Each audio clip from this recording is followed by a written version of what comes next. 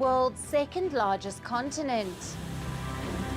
Hello, I'm Alyson Le Grange. A very warm welcome from Durban, South Africa. We get you the news and the newsmakers from Africa. From elections to climate change to innovations and opportunities. As the world's attention shifts, we report from Africa, the heart of the global south. Join me every weekday live on First Post.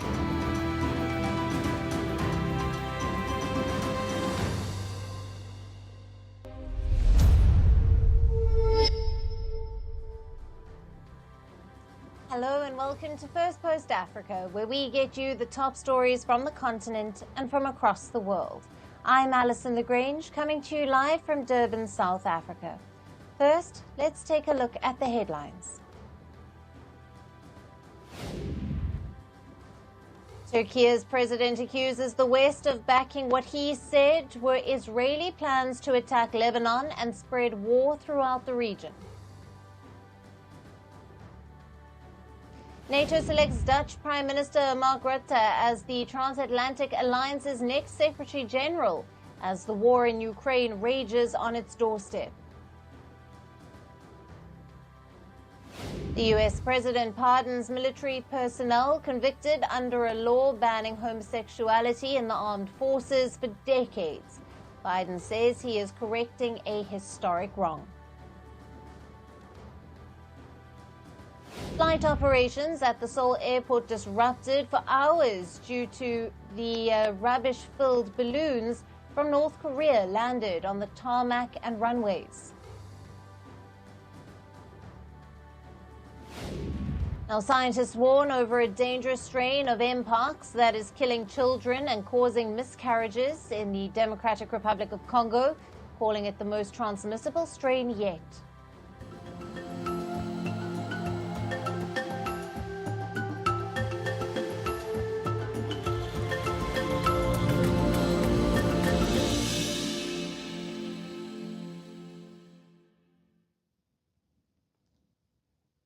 Hello and welcome. Our top focus remains on Kenya.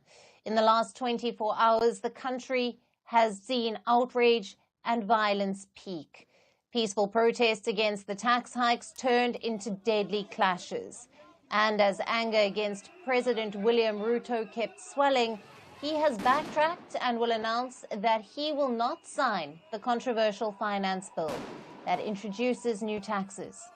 I send my condolences to the families of those who lost their loved ones in this very unfortunate manner. Consequently, having reflected on the continuing conversation around the content of the Finance Bill 2024 and listening keenly to the people of Kenya who have said loudly that they want nothing to do with this Finance Bill 2024, I concede, and therefore I will not sign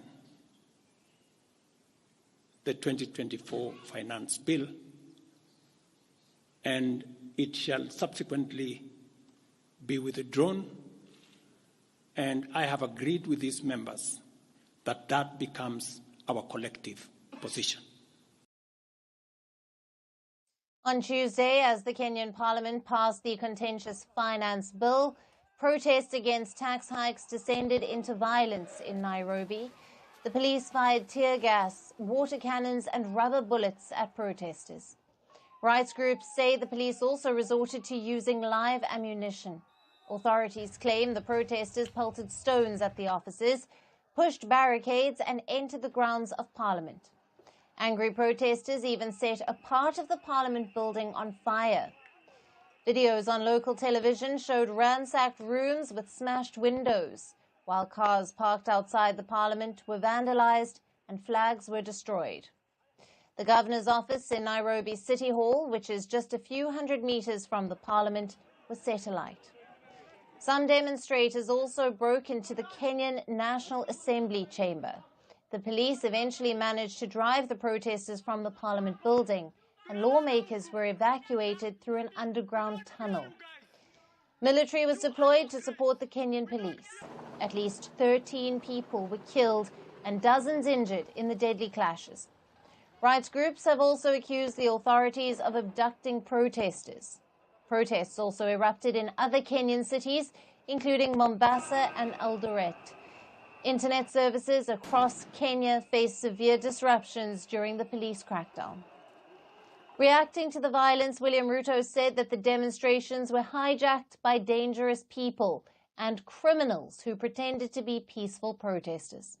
I hereby put on notice the planners, financiers, orchestrators, and abettors of violence and anarchy, that the security infrastructure established to protect our republic and its sovereignty will be deployed to secure the country and restore normalcy. It is not in order or even conceivable that criminals pretending to be peaceful protesters can rain terror against the people, their elected representatives, and the institutions established under our Constitution, and expect to go scot-free. We must isolate crime from democratic expression and separate criminals from people exercising the freedom of expression and divergent opinion. Kenyan Youth has been the driving force of the protests against the tax hikes. They resorted to digital activism to organize these protests and mobilize support. But the protests had remained largely peaceful. On Tuesday, too, the protests began in a festival-like atmosphere. But as crowds swelled and the parliament cleared the controversial tax reforms, Kenya took a dramatic turn of events. The taxes are so high. We are being taxed our salary, and any other thing that you are going to buy with the little that you are remaining with is also taxed.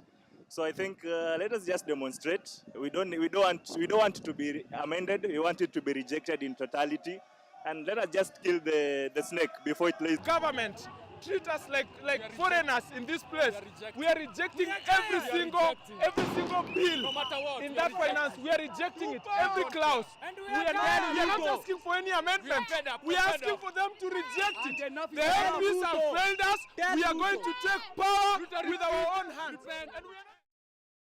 The United States, Canada, Germany, Britain, and 10 other nations urged for peace after the escalation. They said they were shocked by the scenes outside the Kenyan parliament. So we condemn the violence reported during protests in Nairobi and around Kenya. We mourn the loss of life and injuries sustained and offer our condolences to the families who lost loved ones. We urge restraint to restore order and provide space for dialogue. The United Nations also expressed deep concern over violence in Nairobi. UN Chief Antonio Guterres said he was saddened by the reported deaths and injuries. We're obviously looking at what is going on in Nairobi and in Kenya, where Secretary General is obviously deeply concerned over the reported violence that we've seen connected with these protests and these street demonstrations.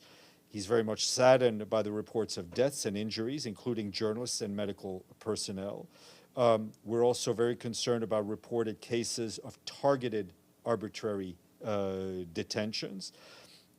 It is very important that the rights of people to demonstrate peacefully be upheld. The African Union Commission called on Kenya to refrain from further violence. Now for more, we have with us Deputy Executive Director of the UDA Party Kenya, Higgins Mbagua. Thank you for joining us live from Nairobi. Welcome to First Post. Thank you very much for having me. Now, President William Ruto has warned of a crackdown against those behind the violence and arson. Could an action further fuel anger among the protesters? And can the Ruto government afford to ignite civil unrest further as it stares at several other challenges, including an economic crisis? As you are aware, this is the third protest. Yesterday's protest was the third protest of the finance bill. The last two protests were largely peaceful and there were no incidences. People protested and in the evening they went home. But come yesterday, there were some elements that infiltrated an otherwise peaceful demonstration, which started early in the morning. But at the midday, 1 o'clock time, it became violent. Shops were vandalized. They were able to enter parliament and vandalized parliament. So it turned from being a peaceful demonstration with some small element trying to cause havoc. And that's what the president is saying. Those criminals or those who use this opportunity to do their criminal activities, they should be hunted down so that every crime should not go unpunished. And Higgins, talk to us about your thoughts and opinions on President William Ruto scrapping the bill and succumbing to pressure from these protests. I think the president has read the mood of the nation and dropped the finance bill. But what I love to say is that most people, or those who are against the finance bill, most people had not read the bill itself, number one. Number two, the bill cannot stand on its own without the budget. So even those legislators who voted no for the bill, the best thing they could have done is they go back for to the budget bill and they say our people are burdened. Let us remove this road from my constituency. Let us remove this water project. Let us remove this electricity connectivity program so that we can be able to cut the taxes. Because the finance bill is to finance the budget. So you have to do both. You can't have your cake and eat it. You find that we spend a third of our budget to pay, to service our debt obligation. And defaulting on our debt obligation is more fatal than the incidences of the last three demonstrations, because it will be constant. We will lose out in international money market funds. Our shilling will depreciate. Cost of commodity will go out. So these are very delicate balancing act. We honor our debt obligation and at the same time not overburden the citizen. It's a very tight rope to be in right now. Absolutely. Higgins, thank you very much for your time and for being with us on Firstpost Africa. Thank you.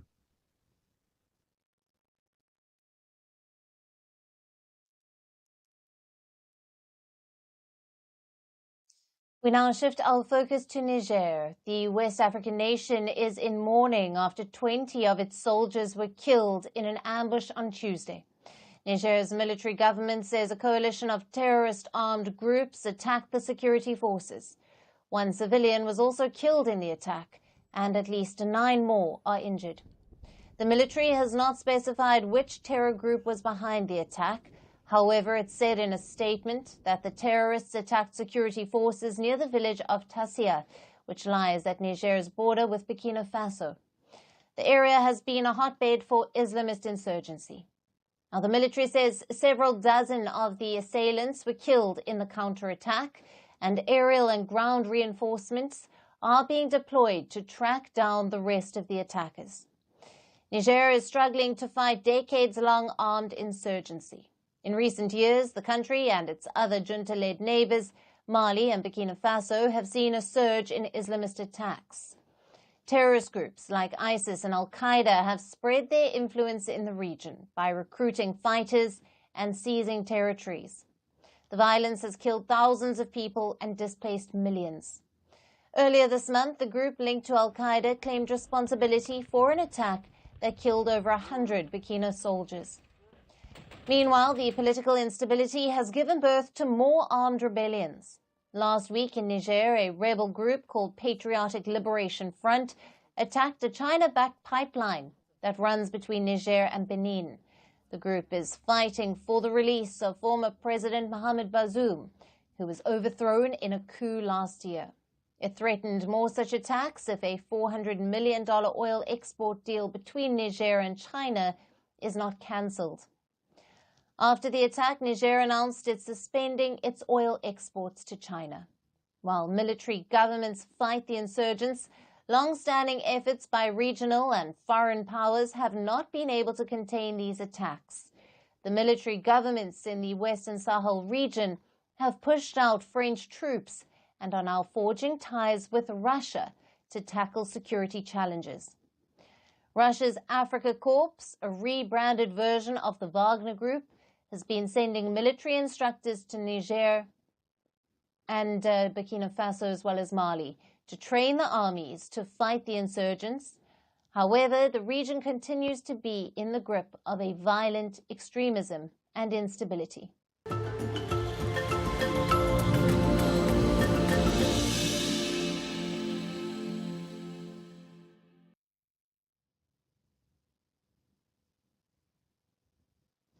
And finally, to our special segment, Resurgence Africa. Amid reports of coups and crises that dominate the headlines from the continent, we get you positive stories that often get overlooked. In a groundbreaking achievement, 31-year-old Offense Pitse has become the first black South African woman to have formed her own orchestra. Pitse, who hails from Mabopane, South Africa, is revolutionizing the classical music scene by blending traditional compositions with the vibrant sounds of amapiano, a popular South African genre, and her journey and success are reshaping the face of the orchestral music, challenging long-standing norms and inspiring a new generation of musicians. Our final report gets you all the details. What does an orchestra look like? Musicians seated with their instruments reading from music sheets, singers harmonizing with the melodies, and a conductor at the center orchestrating the performance.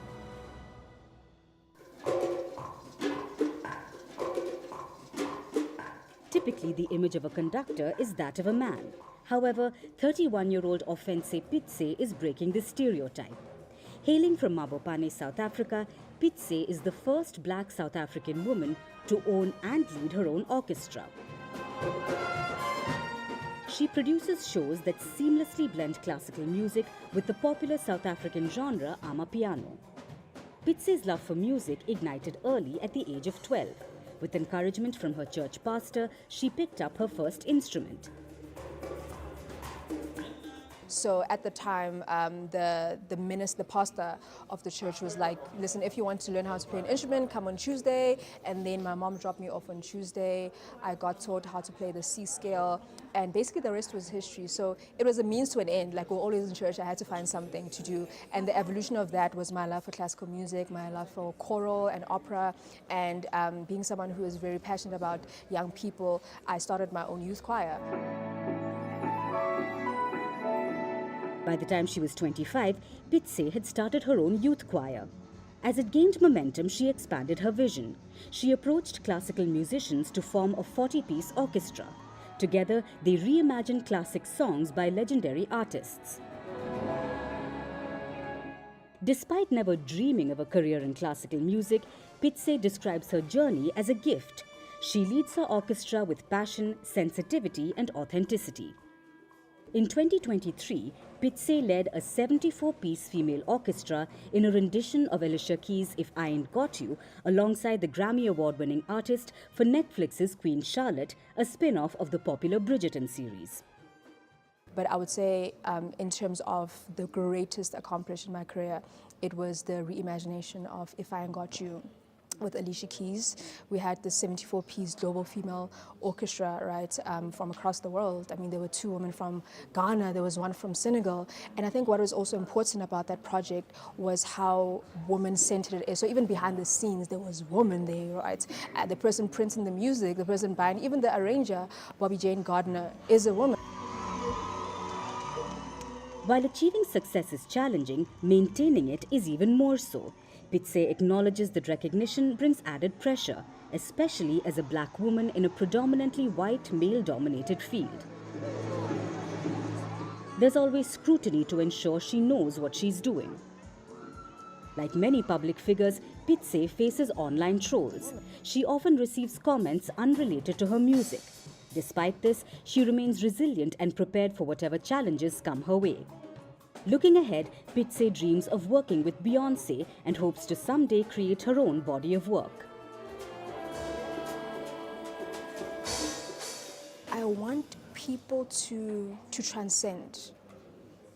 I want people to transcend. And I make music for the academics of classical music. I also make music for those who have never been to a theater. They don't know an opera. They don't know who Tchaikovsky is. They don't know who Beethoven is. So it's like I always try to bring various worlds together that you never see.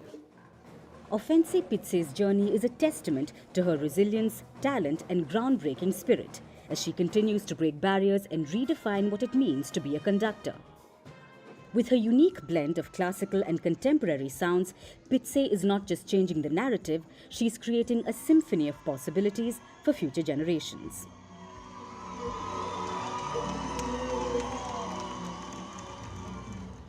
And that's it on the show for today. We will see you again tomorrow at the same time.